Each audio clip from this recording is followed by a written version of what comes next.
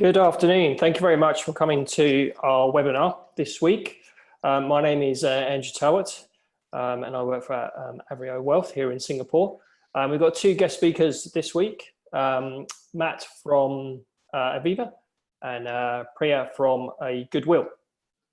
And they'll be talking through guardianship and Matt will be talking through insuring your family. I'll kick off. Financial planning is where it all starts. So we build it, you can fund it, which is effectively investment management. And there's also the behavioral coaching, which ensures that you stick to it. But we always think the financial plan is the most important part of it. And that includes having the right insurance in place and also the right estate planning. So always come back to a slide such as this. Concentrate on the things that you can control and the things that matter to you. Everything else just seems to be a lot of noise. So if you can't control it, it's not necessary, it shouldn't really be on your radar. When we do financial planning, we always think it's sort of the wealth is the number of days you can survive without working whilst maintaining your preferred lifestyle. And that was the guy who wrote Rich Dad, Poor Dad. And this is where we start with our planning. So if you needed to have insurance in place to make sure that you can survive without working, then that's where it sits. A lot of the planning that we do using our software is to ensure that you will be okay, find out how much is enough, and can you maintain that lifestyle that you want. You may even want to start that earlier. So we have a quick summary of what a financial plan is. A lot of people just think it's a map with a route drawn on it once. We always think financial planning is a sat nav that constantly adjusts the route and even the destination. And we've got quite a linear picture here of someone going into retirement. They've got wind down, they've got pre-retirement, and they've got later life. And they've got all their goals and objectives that they want to do and need to fund. So once we put everyone's goals and objectives into it and looks at the values associated with this, we can produce this plan. Financial plan for us should always be written in pencil rather than in stone because it will always change. So if we go on to estate planning, which is really the topic today, what can we use to help solve some of these problems? And you can use a will, lasting power of attorney, guardianship, will substitute, trust, and insurance. So today we'll talk about guardianship and insurance as two areas that we can use with estate planning. And it's always good to, where do you start with this? Well, we always think you start with a list of assets and liabilities, who owns what, and then what are the local rules associated with those particular assets. You can then put in place the forms and the letters needed, including understanding what the tax is and any inheritance or death rules in that particular location or where your asset is. And here's a quick link to EY, who have a worldwide estate inheritance tax guide. Remember, investments are just a really small part of your complete financial life. So I will pass you on to Priya, and she will be able to talk you through what a Goodwill is. Over to you. Great. Thank you, Andrew, for that. I hope you can hear me. So I'm Priya Surya. I'm the founder of Goodwill, which is a modern estate planning platform that you can use from the privacy and comfort of your home. So to access it, you go to makegoodwill.com. Feel free to go there and take a look. But the idea is that traditional estate planning tends to be quite a serious process. So we all think of it as something very final, where you have to find a lawyer that you trust, you have to make a visit, and over a course of many visits, you understand what goes into it. And so this is quite an intimidating process for most people. So they tend to put off things like writing a will or getting a lasting power of attorney. But the reality is, for most of us, it's an ongoing process. Life lasts a long time, and there's a lot of change between now and then. So with Goodwill, you can create a will within minutes, where you put in place guardianship arrangements and arrangements for your assets, and print that out and sign it with 2 witnesses, and that makes it legally valid. And you can do that for your assets here in Singapore and globally, as long as the laws are of the country where your other assets are congruent with the Singaporean laws. So basically, you get on makegoodwill.com, you enter details about yourself and about your family, and that can lead you to a complete estate plan. So this is especially relevant in these times where things are quite uncertain. So protecting your family and your assets and doing it from the comfort of your own home becomes quite an important element. So yeah, I've talked about how it works. And so let's talk about the topic for today, which is guardianship. What is guardianship and why is it relevant? Really, putting guardianship arrangements in place answers a central question. If you have children who are minors that are, under 21 years old, there's a question of what happens if you or your partner passes away. And so with a guardianship arrangement, you're essentially nominating what's called a testamentary guardian to look after your child. So when someone passes away, they check to see if there's a will. If there's no will, then the next of kin of that family must step forward. But let's say if you and your spouse are both on a holiday and something were to happen to that flight, or in a car accident, or some sort of a tsunami or natural disaster, then you'll have 2 sets of in-laws, siblings on both sides. There's bound to be disagreements that come up about who should really raise that child and what's best for its welfare. So in the court process, what happens is once there's an agreement between your family members about who should decide, then they step forward and the courts will decide if that person could be given permanent custody of your child.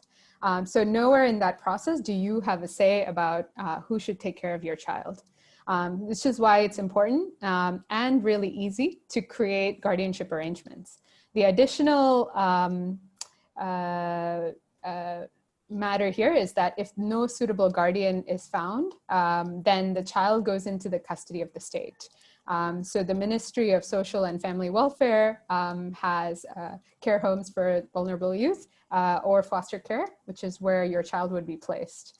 And this is also the case here in Singapore if the permanent guardians reside outside. So if you have a child and you've nominated someone who is, let's say your parents, and they live in Europe or the US or Australia, then for them to come to Singapore and obtain custody is not just a matter of flying in and taking the child, but rather, going through the court process. And during that transition, you really need an interim guardian to take over. And if no such guardian has been nominated, then essentially the state decides what happens to your child during those weeks and months that it might take until custodianship is secured.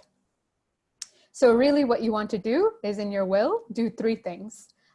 Name a permanent primary guardian.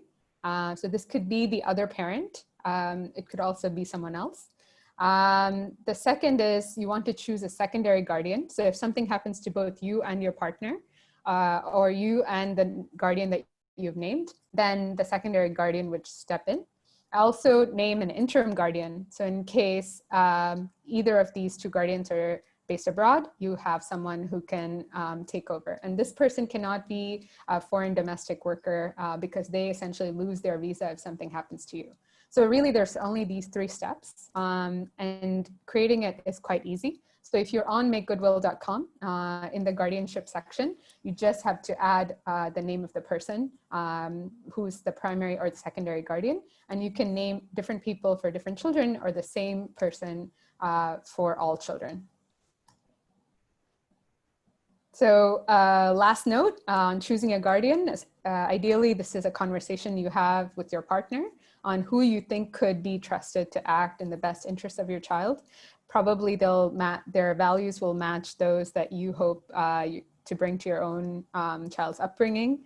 And finally, you want to make sure that they have the financial resources to take care of your children, either independently out of their own wealth or, and ideally both, from the provisions in your will. So this means that there's some provisions in your will to ensure that the child has an endowment to maintain them until they become of an age where they could support themselves. And this is where it becomes especially relevant to have financial protection in the form of life insurance. So I hand it off to Matt from Aviva to discuss that component further. Thanks, Andrew. Okay, let me just pass you over to Matt. So I think, there we go, Matt, all yours. Thanks, Andy. So my name is Matt Pinkard. I'm the Senior Manager for Intermediary Distribution with Aviva. Aviva don't distribute our products directly. We use qualified financial advisors to distribute the products on our behalf. Hence my relationship with Andy at Aviva.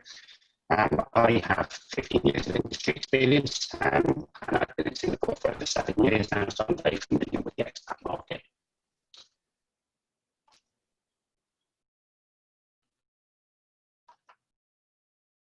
Okay, so getting started, cancer, the facts. So within cancer, there are 6 main cancers, which are lung, colorectal, stomach, liver, and breast cancers.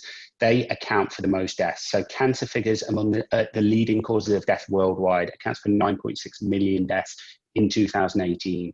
1/3 of these are actually due to the 5 leading behavioral and dietary risks. So these are avoidable things that we do as human beings. So having a high BMI, low fruit and veg intake, a lack of exercise, smoking, that actually accounts for 20%. I think we all know how bad smoking is, and alcohol. So moving on to alcohol, the standard is 14 units per week. That's what's considered to be safe. But what is 14 units? It's half a pint of beer. It's a small glass of wine, but it's a poor measure of spirits. So we're talking around 7 pints of beer per week would be within range. I think that there's probably people listening to that think, yeah, I do that on a night out and probably more than once a week. So the potential costs, it's very difficult to get an exact costing in Singapore, but the information that I have been able to obtain from valuechampion.sg, biopsy would cost you in the region of $6,200. Surgery is $18,500. Chemo can cost around $1,500 per cycle.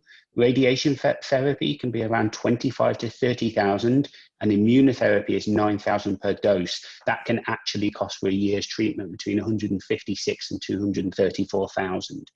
So estimates suggest it costs around $100,000 a year to recover from cancer in Singapore. So why take a critical illness plan? Obviously, some people have health plans, and those health plans will cover them against trips to the doctors, maybe breaking your ankle playing football, that type of thing, but it doesn't cover against the more serious things. Even those special plans that do, maybe will have a copay, and there'll be certain levels of hospital you can go to. There'll be certain amounts that you can claim within that plan up to a maximum.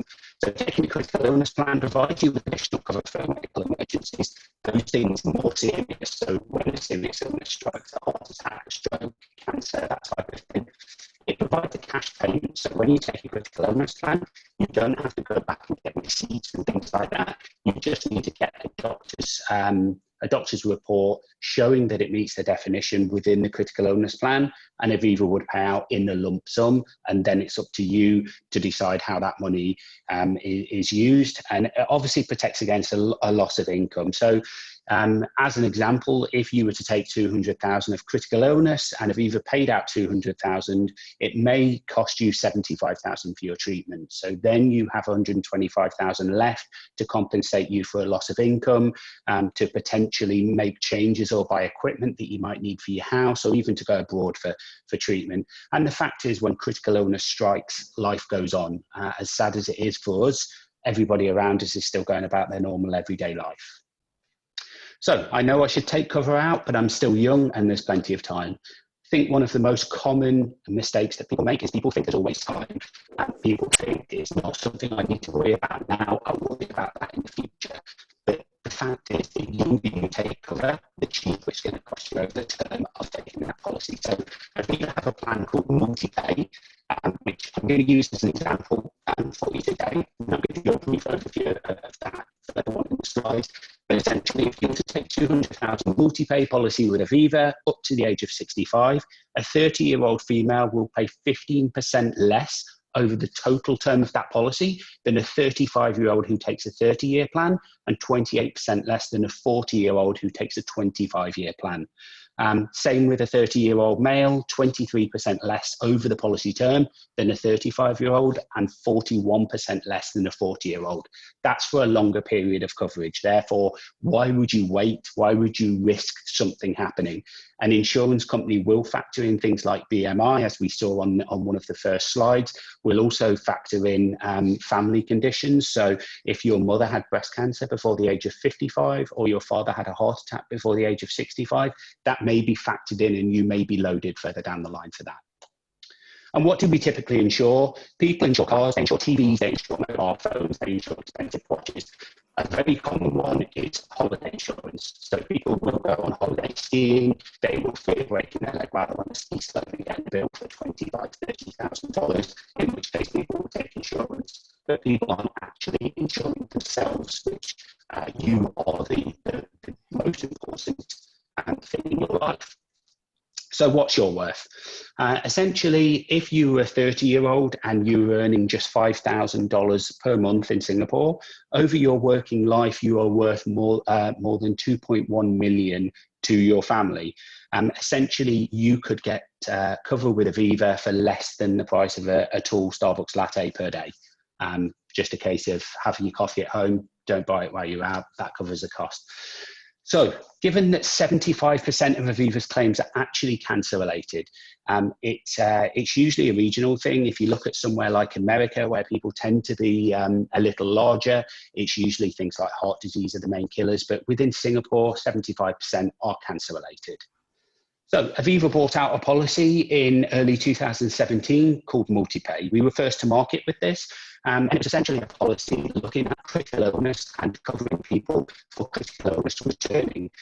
If somebody's ever been unfortunate enough to have a critical illness, chances are they may find it's unlikely they will be insured, or even if they are insured, they may find that there's an exclusion on the policy to not cover them for a repeat of that critical illness that they previously had.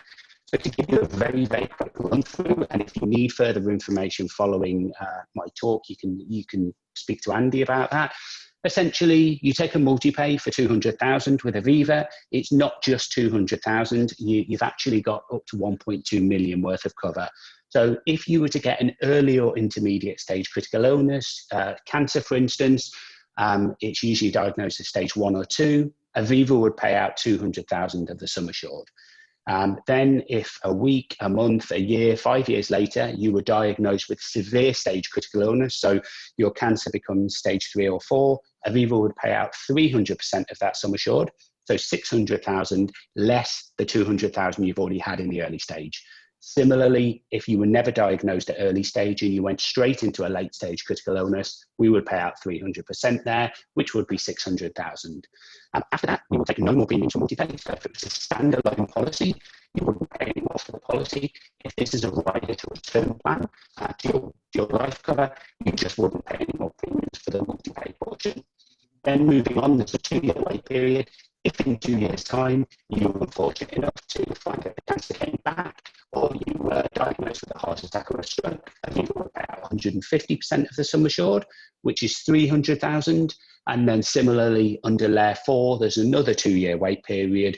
If the cancer reoccurred, if the heart attack or the stroke reoccurred, again, we would pay out another 150% then, which would be another 300,000. So essentially, you could take a policy and get paid 1.2 million if you met all the definitions.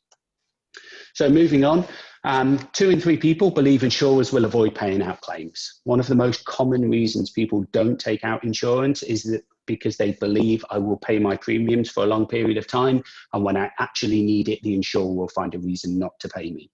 Obviously, in Singapore, we all know Singapore tends to follow all of the rules, and the LIA, which is the Life Insurance Association, release a list of 37 severe stage critical illnesses.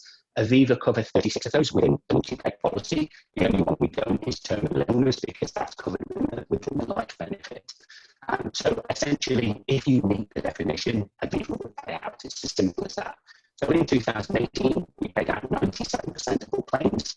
3% were rejected. The most common reason why people are claiming for things that aren't covered: non-disclosure or fraud. So a quick example I could give you there: I've seen claims come in where somebody's lost 50% of sight in one eye. That's not considered a critical illness. It's not something that would pay. However, we've received the claim. We have to say no to it. It goes against our claim stats as a rejected claim. We paid out 969,000 claims. In 2018, that worked out at one claim every 30 seconds. We paid our customers 405 million, which is an average of 1.1 million per day. And we have a UK trust solution. So if you are British, or you are the spouse, or you have a spouse that's British, then we do have a trust that can be used. It's the Aviva UK Trust. Obviously, we are one of the UK's largest insurers. We transported the trust here, so we know it's a working trust. We have some current client offers at the moment. So for My Protect Term Plan 2, there's a 20% perpetual discount on the total plan, as long as the sum assured is 1 million, regardless of plan currency, and that includes all riders also, except for multi-pay. If you take multi-pay as a rider to your My Protect Term Plan, there's a 5% perpetual discount on the total plan. This current offer runs until the 30th of June, and so there's still plenty of time to get that application in if you speak to Andy. And that's the end of my slides. Thank you very much. Thank you very much, Matt. That was good. I think we lost you partly through it, but you came back quite quickly. So all very good. If you want to get in touch with me, by all means, there's all of the different ways that we can do so. You'll get the video of this. If you're watching this on YouTube, then by all means, just get in contact by these numbers here, and we'll be happy to help. So thank you very much, Matt and Brian. Thank you very much for that. That was really good. You can hopefully everyone be able to learn something from today's webinar. Thanks.